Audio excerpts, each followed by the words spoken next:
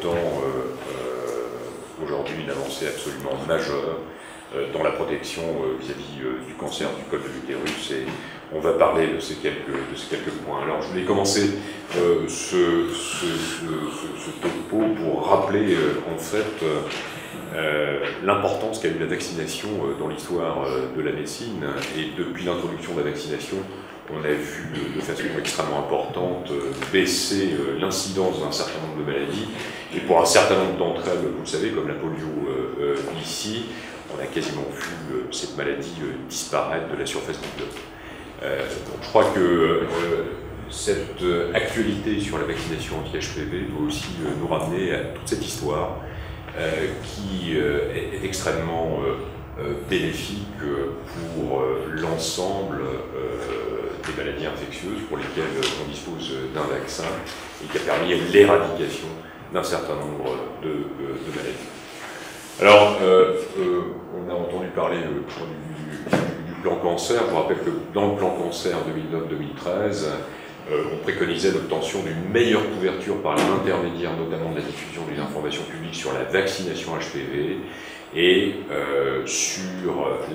l'intérêt également de mener des travaux sur le dépistage, qui n'est pas organisé en France comme l'est le dépistage du cancer du sein, et vous le savez. Et c'était l'occasion, en tout cas, cet été, de rappeler où on en était sur le plan de la prévention du cancer du col et sur le dépistage, et ce vers quoi on souhaitait aller. Alors, un rappel sur ce dont on dispose aujourd'hui en termes de prévention primaire contre le cancer du col de l'utérus, eh bien, ce sont ces deux vaccins que vous connaissez, le Gardasil qui a été mis sur la sellette ces derniers jours, et le deuxième vaccin qui est le Cervarix, qui diffère par un certain nombre de choses, vous le savez, des génotypes 16, 18, 6, 11 pour le Gardasil, donc un vaccin quadrivalent, et le Cervarix qui en possède le 2, le 16 et le 18. Le principe de la vaccination, vous le savez aussi, c'est non pas d'éviter le contact avec le papillomavirus, mais d'éviter les lésions qui peuvent être induites par une infection persistante par le papillomavirus. Et je rappelle que depuis que ce vaccin a été testé, on a pu mettre en évidence sa parfaite efficacité dans la prévention des lésions précancéreuses induites par ces papillomavirus, avec un niveau d'efficacité extrêmement important. Le deuxième axe en termes de prévention, c'est bien sûr la prévention secondaire par le dépistage des lésions précancéreuses grâce au frottis cervico-utérin, et l'ensemble des sociétés savantes, dont la nôtre, plaident pour la mise en place d'un dépistage organisé, dont on connaît les bénéfices en termes de réduction de l'incidence du cancer du col de l'utérus. Bien évidemment, ce frottis permet de dépister des lésions qui vont être prises en charge, et souvent prises en charge chirurgicalement. Cela dit, il ne faut pas oublier que cette prise en charge chirurgicale impacte, a des conséquences possibles en termes de fertilité, en termes de grossesse pour les patients, puisque la plupart du temps, quand on a affaire à une lésion de haut grade, c'est vers une conisation qu'on va se tourner. Cette conisation peut gêner la fertilité et avoir des conséquences sur le plan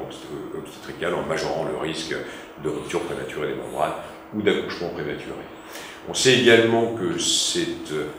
la façon la plus pertinente d'agir aujourd'hui, c'est d'associer bien évidemment la vaccination et le dépistage. Et on a développé des modèles mathématiques qui permettent très clairement de montrer que lorsqu'on associe le dépistage à la vaccination, eh bien on est en capacité de réduire de façon extrêmement importante l'incidence du cancer du col de l'utérus, pas de le ramener à zéro, mais quasiment. Et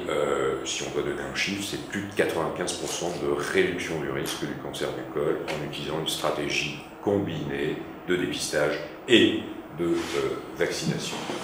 Alors en France, aujourd'hui, on peut faire un constat, c'est celui d'une couverture vaccinale qui est totalement insuffisante dans les classes d'âge qui sont concernées. C'est-à-dire, aujourd'hui, les recommandations, vous savez, elles ont changé, elles ont évolué pour aboutir à une recommandation de vaccination pour les jeunes filles de 11 à 14 ans, avec un rattrapage possible jusqu'à 19 ans, pour les jeunes femmes qui n'auraient pas eu de rapport, ou des rapports depuis moins d'un an. Et on fait le constat d'une vaccination et d'un taux de couverture totalement épuisant, puisqu'on est dans ces classes d'âge à moins de 40% de couverture vaccinale. Et au final, c'est totalement dramatique, étant donné, je le redis, l'efficacité extrêmement importante de cette vaccination. On se rend compte également que les 3 doses ne sont pas réalisées de façon systématique. Or, on sait que cette 3e dose est faite pour permettre la pérennité de la réponse immunitaire et la stabilité du taux d'anticorps dans le temps, du taux d'anticorps protecteur dans le temps. Donc, vous voyez aujourd'hui en France, étant donné la politique de santé publique qui a été proposée pour cette vaccination, on se retrouve dans une situation qui n'est absolument pas satisfaisante. Et puis cette polémique dont, bien sûr, on a besoin de parler, qui fait suite donc à une plainte déposée par une jeune femme qui a présenté une sclérose en plaques dans les semaines qui ont suivi une vaccination. Et pour dire très clairement que, et vous le savez, il y a pour ce vaccin, comme pour d'autres médicaments à l'heure actuelle, un plan de gestion des risques, un suivi en termes de pharmacovigilance qui est extrêmement étroit et qui n'a pas permis de mettre en évidence de taux anormalement élevés de maladies auto-immunes qui feraient suite à la vaccination. On s'est même rendu compte que, en définitive, les manifestations auto-immunes chez les jeunes femmes vaccinées étaient plus faibles et observaient un taux inférieur à celui qui était attendu dans la population générale. D'où ce communiqué de l'AFSATS en 2011, qui a été repris avec une note d'information de l'ANSM toute récente, qui rappelle les recommandations concernant cette vaccination, la mise en place de ce plan de gestion de risque national et européen, avec une surveillance renforcée qui s'est mise en place dès la commercialisation de ce vaccin en France à la fin 2006. Et puis des chiffres qui très clairement montrent que les cas notifiés de sclérose en plaques n'ont pas de lien de causalité avec la vaccination et qu'on n'a pas de taux de maladies auto-immunes plus importants ou d'incidence plus importante chez les jeunes femmes vaccinées, que ce soit au niveau français ou au niveau européen, et en rappelant dans ces conditions que la balance bénéfice-risque est très largement en faveur de la poursuite de la vaccination. Enfin, je terminerai pour rappeler que ces derniers jours, nous avons vu fleurir les communiqués des différentes sociétés savantes pour rappeler qu'effectivement, eh bien, on est toujours dans cette situation avec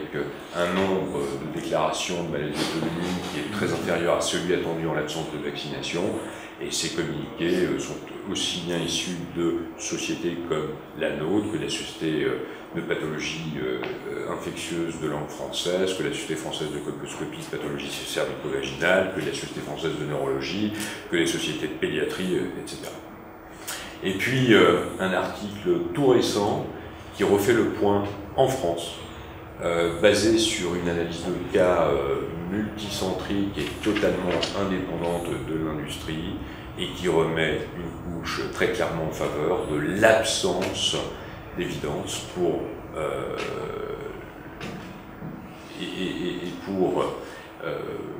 redire de façon très claire qu'il n'y a pas d'augmentation de l'incidence de ces maladies auto-immunes. Donc ce papier, je pourrais vous donner les références si ça vous intéresse. Et enfin, je terminerai par rappeler que les manifestations auto-immunes que l'on observe, eh bien, on les observe aussi bien et dans la même proportion dans une cohorte de jeunes filles vaccinées que chez les jeunes filles non vaccinées. On a exactement le même taux. Ce sont des choses que l'on connaît sur le plan épidémiologique. Ça s'appelle la coïncidence temporelle. Et je crois qu'il faut qu'on agisse tous en pleine responsabilité vis-à-vis de cette stratégie de lutte contre une maladie qui est mortelle, qui touche quand même 3500 femmes en France chaque année avec 1000 décès, et qu'il faut faire attention à ne pas répéter le drame qu'on a vécu avec la vaccination contre les hépatites B. Je vous rappelle qu'il n'y a jamais eu de lien démontré entre la sclérose en plaques et le vaccin contre l'hépatite B, et qu'on sait même que c'est un vaccin totalement anodin chez les patients qui sont atteints de sclérose en plaques. Et rappeler également que notre attitude franco-française est un peu montrée du doigt par nos collègues nord-américains ou européens. Et puis je terminerai par rappeler qu'il y a, par le biais de la Commission européenne, une semaine de prévention du cancer du col qui est organisée à la fin du mois de janvier. Et on insistera bien évidemment sur les deux stratégies dont j'ai parlé, qui associent prévention primaire, prévention secondaire, pour lutter de façon efficace contre cette maladie.